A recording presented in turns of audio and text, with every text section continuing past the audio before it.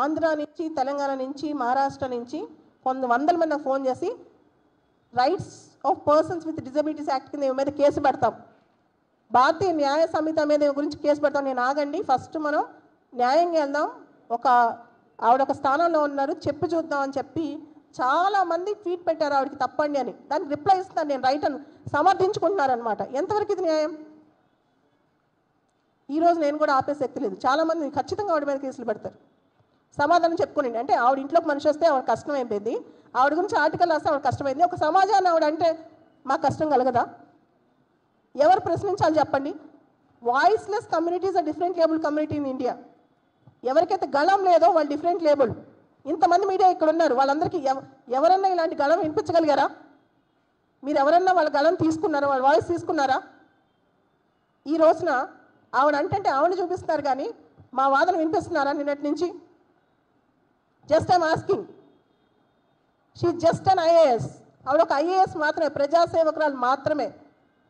ఇది ఒక కమ్యూనిటీ, కొన్ని వేల లక్షల మంది. ఇండియాలో డిజేబుల్ కమ్యూనిటీ 3% ఉన్నారు. ఇంతమందిని అవమానిస్తుంటే మీరు ఏం చేస్తున్నారు? బాధ్యత లేదా నా క్వశ్చన్. అందరూ దీనికి బాధ్యత వహించాలి, సమాజం దీనికి సిగ్గుపడాలి. ఇలాంటి స్టేట్మెంట్స్కి అలాంటి వాళ్ళని కండెమ్ చేయాలి ఖచ్చితంగా.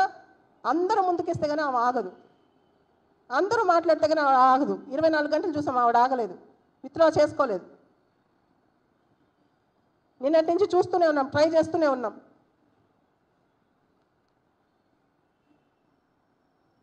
సో ఈ సందర్భంగా అందరూ రకరకాల ఆర్గనైజేషన్స్ నుంచి, డిఫరెంట్ లేబుల్డ్ ఆర్గనైజేషన్స్ నుంచి, ఇన్ఫ్యాక్ట్ మీరు ఎక్కడ కూడా డిజేబుల్డ్ అని రాయద్దు, మీకు అర్థం కావాలని చెప్పా కానీ స్పెషల్లీ ఏబుల్డ్, డిఫరెంట్ లేబుల్ కూడా కాదు, స్పెషల్లీ ఏబుల్డ్.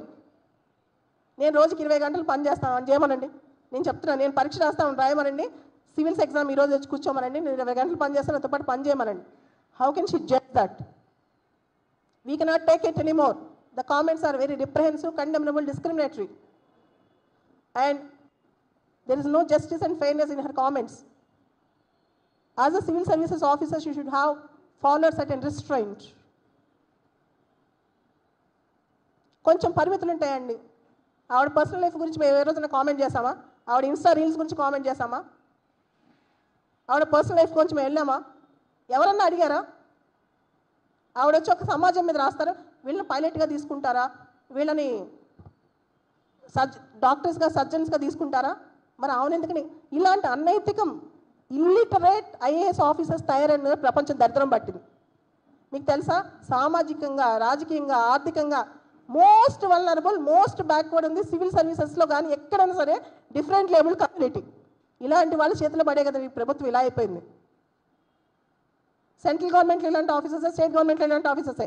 ఈవిడ బయటికి రాస్తుంది, కొంతమంది బయటికి చెప్పట్ల. పర్సనల్ దగ్గర ఎంతోమంది కామెంట్ చేసిన వాళ్ళు ఉన్నారు. డిఫరెంట్ లేబుల్ వాళ్ళకి ఎందుకు, వాళ్ళ ఇంట్లో కూర్చోవచ్చు కదా అంటే వాళ్ళు మనుషులు కాదా? వాళ్ళు బతకలేరా? వాళ్ళు గౌరవంగా బతికే అర్హత లేదా?